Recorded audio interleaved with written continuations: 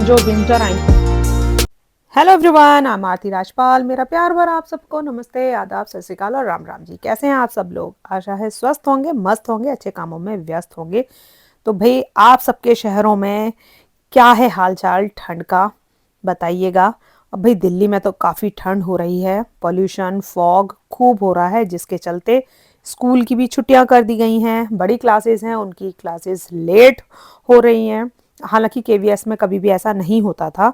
Last year हुआ था और अभी हुआ है, क्योंकि जैसे जैसे पॉपुलेशन बढ़ रही है तो पॉल्यूशन भी बढ़ रहा है, जिसके चलते सभी चीज़ पर असर तो भाई पड़ ही रहा है। लेकिन वही है, जिंदगी अपनी उसी रफ्तार से चल रही है, चलती रहेगी। चाहे फॉग हो, ठंड हो, कुछ भी हो, लेकिन काम बिना तो भाई कुछ है नहीं। और बच्चों की छुट्टियां हैं घर पे और लेट जा रहे हैं, तो सारे काम अस्त व्यस्त उल्टे सुल्टे ऐसे ही चल रहे हैं, लेकिन चल जरूर रहे हैं। तो ये देखिए, ये ना मैंने शूज़ रखने के लिए मंगाया है ये। तो ये ना इसमें ट्रांसपेरेंट ये लगी हुई है शीट। तो इससे क्या फ़ायदा है ना, कि जो भी मैं शूज़ इसमें रखूँगी ना, वो दिखाई देंगे और समझ में आ जाएंगे मुझे कौन से पहनने हैं। एक इससे पहले भी मैंने मंगाए थे, लेकिन वो पूरे कवर हो रखे थे, उसमें कोई ट्रांसपेरेंट शीट वगैरह नहीं थी, जिससे कि मुझे ये दिखाई दे कि भाई कौन सा शूज़ मुझे पहनना है वही मैं निकालूं, या जिसको भी पहनना हो वो निकाले। तो फिर मैंने वो रिटर्न कर दिए। वो देखते ही मुझे समझ में आ गया था भाई ये यूज़फुल ज़्यादा नहीं है। तो ये मुझे बहुत अच्छे लगे हैं। इनमें रख दो और ना कोई डस्ट आने वाली है, सेफ रखे रहेंगे।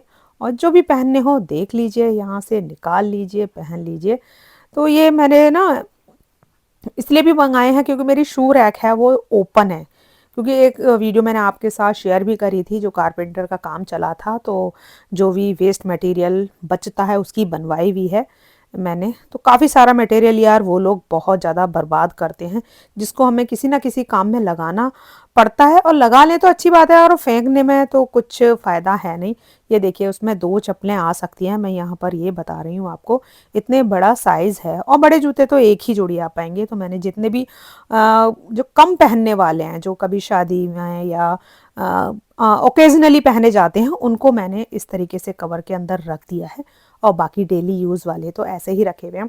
तो ये बॉक्सेस ना काफ़ी जगह ले लेते हैं शू रैक में, तो उनको हटाना ज़रूरी था। तो इस तरीके से देखिए, दो दो करके आराम से आ गए, और जो भी पहननी हो वो निकाल सकती हूँ मैं इसमें से देख करके कि क्या पहनना है। बहुत यूज़फुल मुझे लगा, इसलिए मैंने जैसे ही देखा मुझे लगा यार मंगा लेना चाहिए। और जैसे ट्रैवल वगैरह पे भी जाते हैं हम, तो ब्रीफकेस वगैरह में रखने में भी काफ़ी इजी और अच्छे रहते हैं।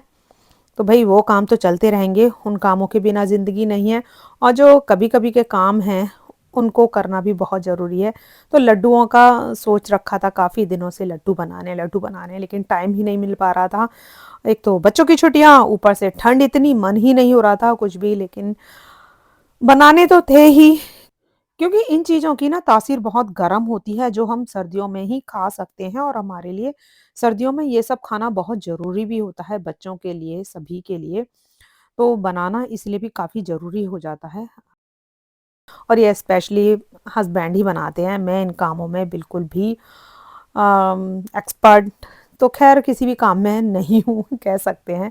जैसे जैसे सीखते गए, होते गए। और ये काम अ, एक ही बार बनता है ठंडियों में, ये वाले लड्डू। तो ये मुझे कहूँ तो मेरे को बिल्कुल नहीं आते हैं, ये वही बनाते हैं, उनको टाइम होता है तो बना देते हैं, अदरवाइज़ नहीं। तो यहाँ पर ना इन्होंने 750 ग्राम, 750 ग्राम करीब के बादाम ले लिए हैं।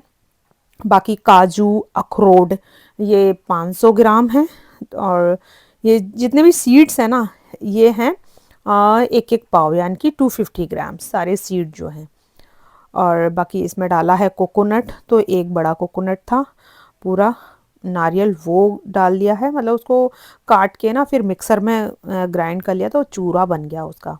तो ये ना तीनों तरीके के सीड्स हैं, पंपकिन सीड, मेलन सीड, खरबूजे तरबूजे, यानी कि मगज जो बोलते हैं ना, तीनों तरीके के सीड्स ले लिए हैं। तो मैं सोच रही थी आधे ही डाले जाएं, उनको ना हर चीज़ ज़्यादा का रहता है कि ज़्यादा बन जाए अच्छी बात है। मैं कह रही थी भाई थोड़ा थोड़ा बना लो, खाते जाएंगे फिर बना लेना, कह रहे फिर मेरे पे टाइम हो ना हो, मेरे को इतना टाइम ही नहीं होता, अभी बना के रख देता हूँ।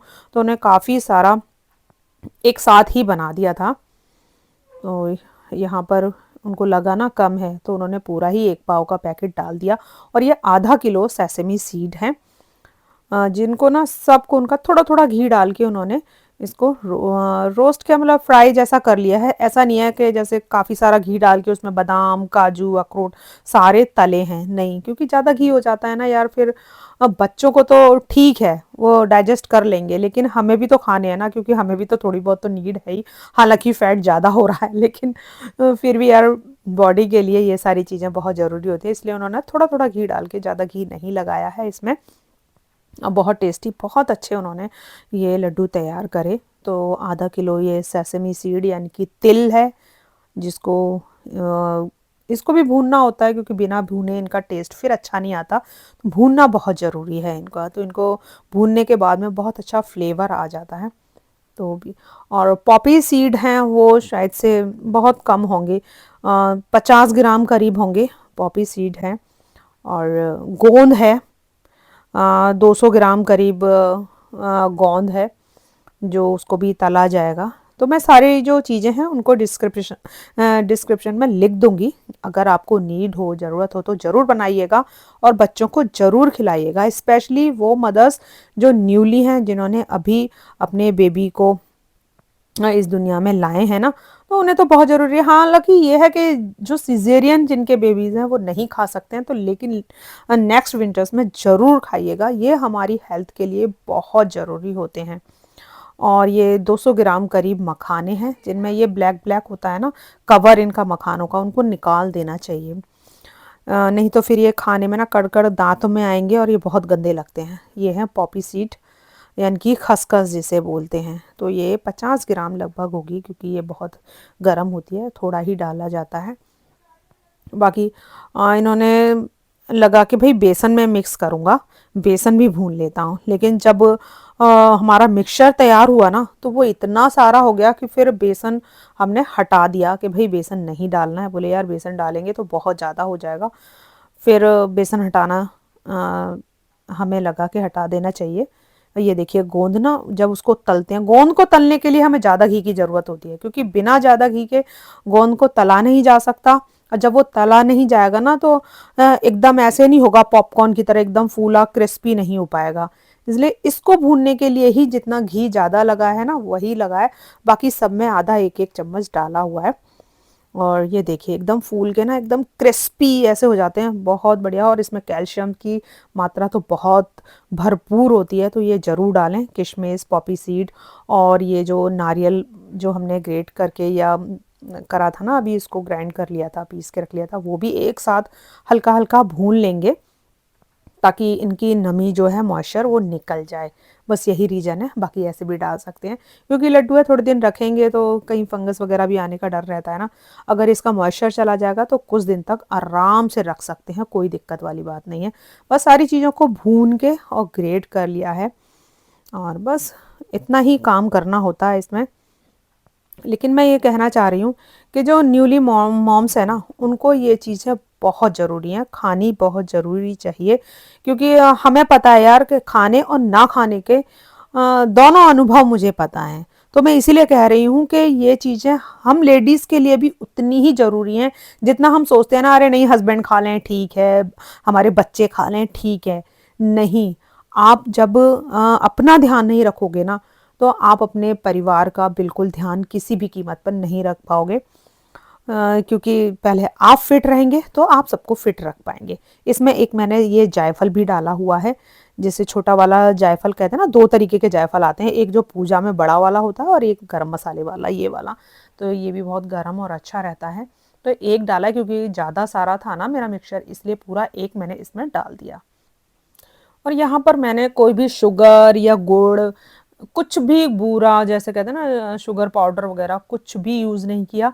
सिर्फ और सिर्फ पूरा ये खजूर हैं, जिसमें ये सारा मिक्सचर डाला। लेकिन यार खजूर तो हम 1 ही किलो लेकर आए थे कि इतना ही बनाएंगे बन जाएगा, लेकिन जब बनाने बैठे ना तो मिक्सचर तो बहुत सारा हो गया और ये पड़ गए खजूर कम। तो फिर क्या हुआ, दोबारा लेकर आए हैं, फिर दोबारा से मिक्स किया।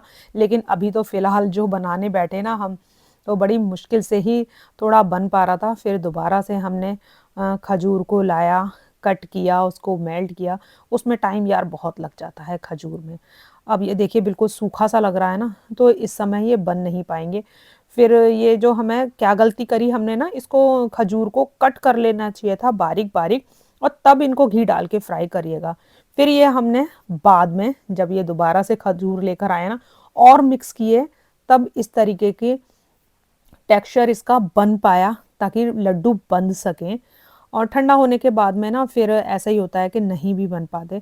और होना ये चाहिए कि अगर हम ये बना रहे हैं ना, तो खजूर की मात्रा बहुत ज़्यादा होनी चाहिए। और हमने क्या किया, ड्राई फ्रूट्स थे, तो इस वजह से भी प्रॉब्लम आ रही थी। तो जी लड्डू तो बनके तैयार हो गए हैं, लेकिन बड़ी मशक्कत के बाद, बहुत मेहनत लगी, क्योंकि पहली बार ट्राई किए ना खजूर वाले, तो इनको ना बनाने में, मतलब इसको लड्डू बांधने में, जो कहते हैं ना बाइंड करने में, बहुत दिक्कत हुई। या तो इसमें खजूर जो है ड्राई फ्रूट से ज़्यादा होने चाहिए, तब अच्छे से बन सकते थे। लेकिन तो कुछ ये लड्डू हैं अभी, ये बन गए हैं, और कुछ हस्बैंड को रख दिए हैं, और कुछ बच्चे भी खा लिए, हमने भी खा लिए थोड़े बनते बनते गए हैं। जब चीज़ बनने लगती है तो बच्चे सब शुरू हो जाते हैं खाने, तो वही हुआ। तो अभी सिर्फ इतने ही दिखाई दे रहा, और अभी भी बचा हुआ है, मैं दिखाती हूँ आपको। ये देखिए, ये काफ़ी सारा अभी बचा हुआ है, क्योंकि इसमें ना अभी और खजूर डालने पड़ेंगे। खजूर वैसे इसमें कम नहीं है, काफ़ी सारे हैं, ये सब खजूर ही हैं ये जो है। लेकिन जो लड्डू ना बांधने के लिए इसमें बहुत सारा खजूर होना चाहिए। फिर बहुत सारा भी यार खाली वो मीठा मीठा बहुत ज़्यादा लगने लगेगा, क्योंकि ये क्वांटिटी बिल्कुल फिट है, ठीक है। ना ज़्यादा मीठा है और ना ही ऐसा है कि हम खा नहीं सकते, फीका हो। तो अभी ये बचा हुआ है, तो अब लड्डू तो बनाने वाली मैं इसके हूँ नहीं, ऐसे ही खा लेंगे। और कुछ बिना बना हुआ भी रखा हुआ है, जैसे कि ये तिल जो है ग्राइंड करे हुए रखे हुए हैं, भुने हुए। और ये कुछ सीड्स हैं जो ऐसे ही डालने थे एक्स्ट्रा, जो इसमें दिखाई दें कुछ कुछ। और ये कुछ ड्राई फ्रूट्स जो है,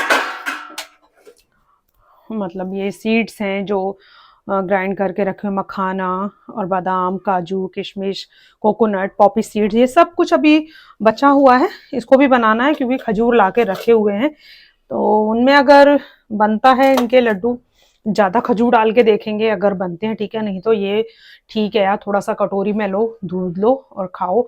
बच्चों के लिए, नई मदर्स हैं उनके लिए बहुत हेल्दी है ये, और खाने भी चाहिए, क्योंकि मैं तो खुद अनुभव है मेरा कि ये सब खाने से और ना खाने से, दोनों तरीके का अनुभव मैं जान चुकी हूँ। इसलिए यार ये चीज़ें बहुत ज़रूरी है, स्पेशली उन माँओं के लिए जो नई बनी है, उन माँओं के लिए तो ये बहुत ज़रूरी है। सिजेरियन है तो यार वो नहीं खा सकती, तो लेकिन नेक्स्ट जो विंटर आएंगी ना, उनमें ज़रूर खाइएगा, क्योंकि ये सब बहुत ज़रूरी होता है। और फिर क्या होता है ना कि हम लोग कहते हैं अरे ये कौन खाएगा, इतना है, ये है, वो है। लेकिन नहीं, ये बाद में आपको एहसास होता है कि आपने क्या खोया, क्या पाया।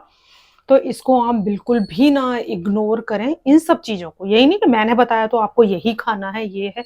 लेकिन आपकी मम्मी या आपकी सासू माँ, मदर इन लॉ, जो भी आपको ये एडवाइस करती हैं, तो उनको प्लीज़ इग्नोर ना करें, क्योंकि हम सब इग्नोर कर देते हैं। हम भी रहे हैं, हमने भी किया होगा, तभी अब आपको बता रहे हैं। तो इस तरीके से मैं आपसे यही कहना चाहूँगी, अगर आपके बड़े आपको कोई भी सलाह दे रहे हैं ना, उसको ज़रूर मानें। नुकसान आपको नहीं देगा, कुछ ना कुछ बेनिफिट्स ज़रूर होंगे। तो ये थे मेरे मेहनत वाले लड्डू, मेरे नहीं एक्चुअली, हस्बैंड के। मैंने तो सिर्फ उनको असिस्टेंट का काम किया है कि मैं देती गई हूँ ये चीज़, ये लाओ, वो लाओ। बिना असिस्टेंट के तो वो गैस तक आएंगे भी ना, तो भी उनको लाइटर, लाइटर कहाँ है, ये कहाँ है, वो कहाँ है।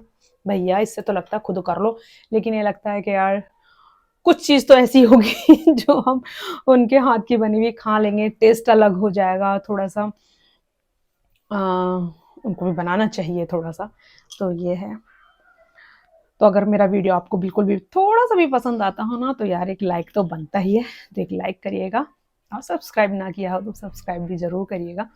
तो मिलते हैं नए नेक्स्ट वीडियो में। बाय बाय, नमस्ते।